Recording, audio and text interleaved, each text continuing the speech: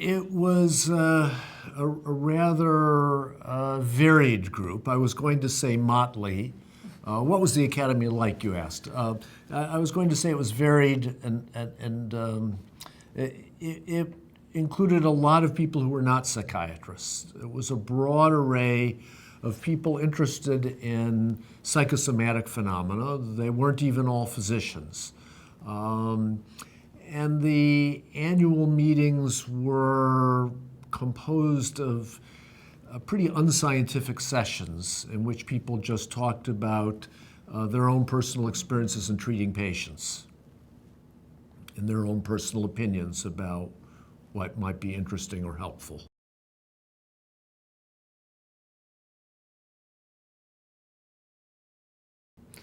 So the way I got involved in the Academy was not something that I really had planned. I had, at a very early stage in my career, mainly through luck, I had received an NIMH grant to do a study in CL. And because of that, I was on other people's radar. And someone who was in charge of organizing a plenary session for the Academy meeting, I guess I had been talked into joining by that point, said that he wasn't going to be able to take care of it, and would I organize the plenary? And I was very naive and young. I didn't realize what that involved. But I organized a plenary session that was evidence-based and more scientifically focused. And that resulted in my being asked to do the same thing the next 2 years in a row. And so I became more involved in the Academy.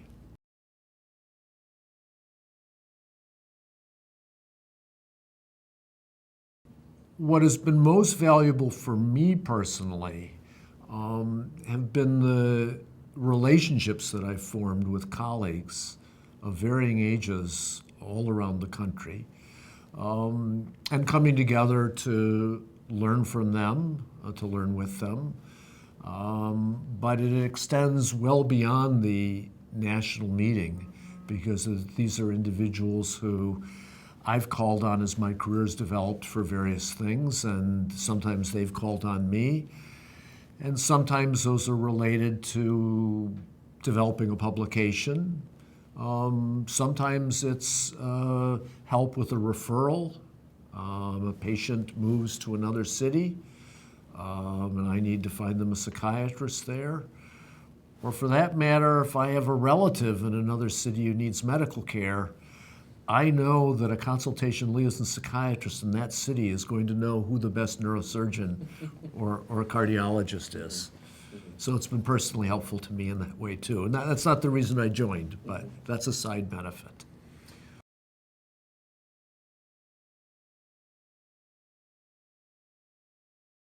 What originally was the Academy of Psychosomatic Medicine, now the Academy of Consultation-Liaison Psychiatry. I think by the nature of what we do as consultation-liaison psychiatrists is a very collaborative group.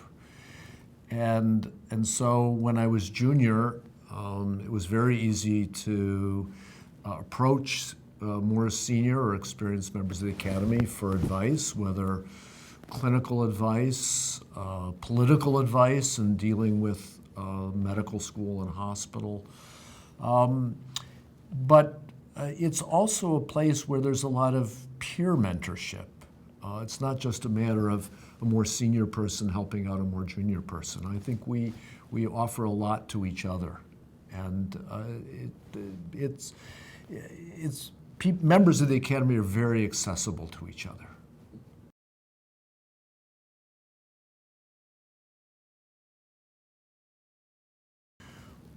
Well, the most important thing that took place during my presidential year was that at the business meeting when I first assumed the presidency, there was an uprising of sorts among some of the members saying that the Academy had stopped trying to work to achieve official subspecialty status for us. And why weren't we doing more? And I had just been given the gavel. I made the most important and effective decision as president on the spot, in that the person who was clamoring most loudly, I immediately appointed him to chair a task force on pursuing subspecialty status. And that was Kostas Laketsos, who has been just an incredibly productive academic CL and geriatric psychiatrist. And Kostas and I then worked very, very hard for a number of months with input from a number of other individuals, but the two of us wrote the argument for becoming an official subspecialty. The Academy then pursued a lot of political steps that needed to be taken to deal with opposition to that proposition. And we ultimately succeeded, though we were given the name psychosomatic medicine at that stage. But we became an official subspecialty. And the reason that was most important was not that we were going to be paid more if we had an official status. We don't get paid anymore. It was that training programs, institutions were cutting back on support for training programs. And they had decided to only fund training programs for specialties that were recognized, specialties and subspecialties that were officially recognized by the American Board of Medical Specialties. And from a high of 55 fellowship programs, it declined by 22 programs. 22 programs closed because they didn't have support anymore. And so we did that really to save our training programs. And once we became an official subspecialty, the number of training programs gradually climbed, and now it's at about 58 or 59.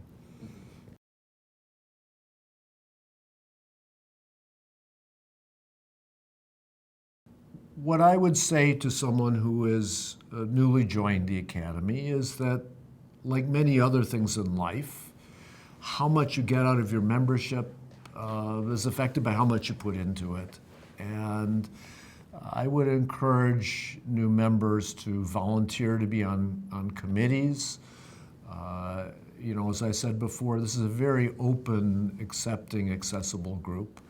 But it also depends on the labors of its members.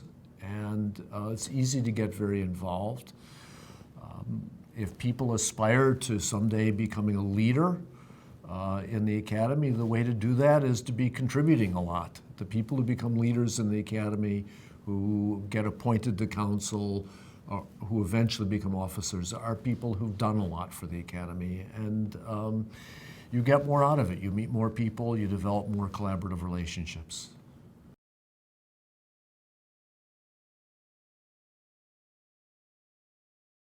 So if somebody wants to develop a research career in consultation-liaison psychiatry, some of what they need to do is outside the purview of the Academy.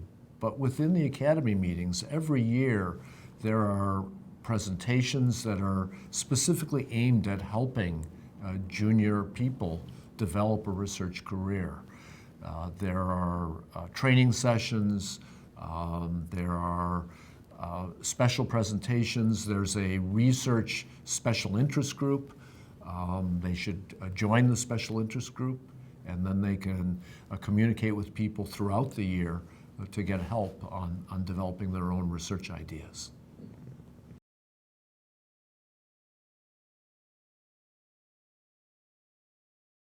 Membership in the Academy has been very valuable to me personally because of the relationships that I've developed.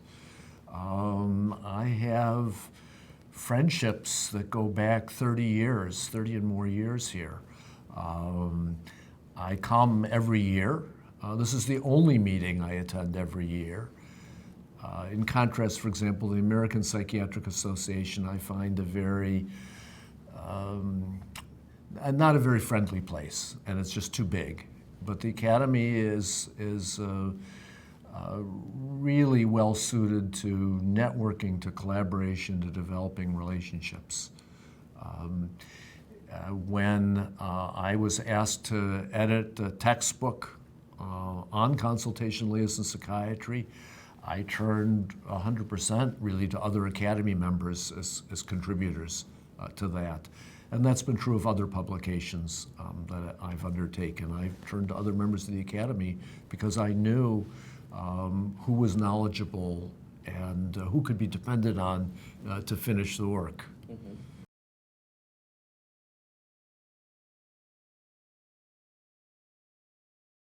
So the academy has changed a tremendous amount over the time that I've been a member. When I first joined, many members were not psychiatrists, and even many of the psychiatrists were not consultation liaison psychiatrists.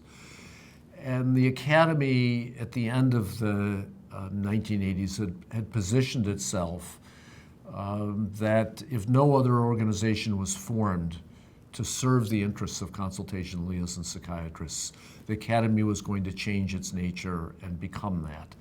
And that's what it did. And so non-psychiatrists they weren't kicked out, but their membership status was as affiliated members. And the academy then really began to focus on all the needs of consultation liaison psychiatrists, our needs as researchers, our needs as clinicians, our needs as educators.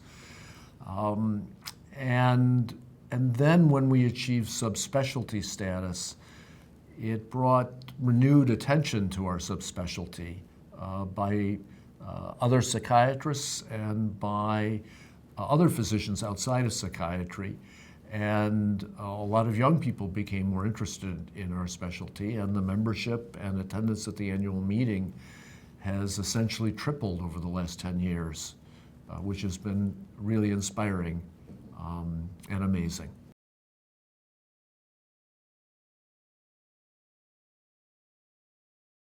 So consequences of that growth.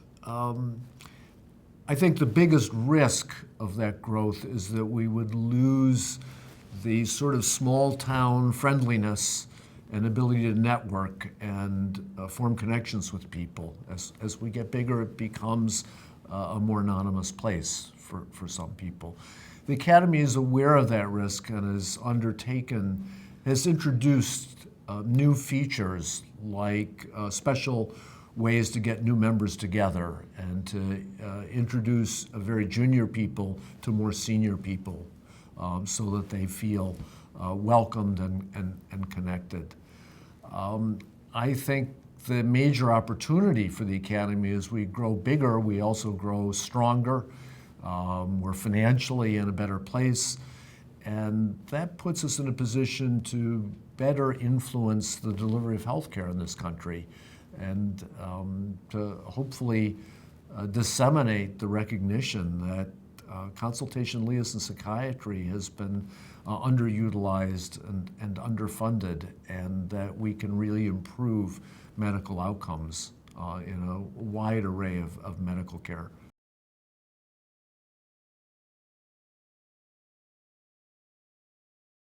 Well, my vision for the future is that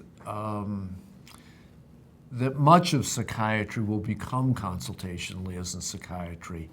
I think there's some aspects, some of what psychiatry has traditionally delivered can be delivered more efficiently by primary care physicians, by nurse practitioners. The patients who really need well-trained psychiatrists are those who are more psychiatrically ill, more severely ill, and those for whom medical diseases complicate their psychopathology. And I think if we spend our resources wisely as we reorganize healthcare in this country, psychiatrists would really direct their efforts to those patients where our skills are most needed. And the importance of addressing psychopathology, psychiatric problems when they occur in patients with a serious medical illness, it's just a really important area.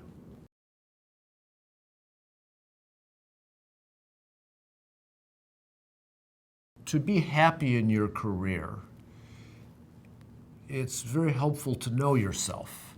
And most people who are drawn to consultation-liaison psychiatry, and this is certainly true of me, have the characteristic that they're interested in a lot of different things.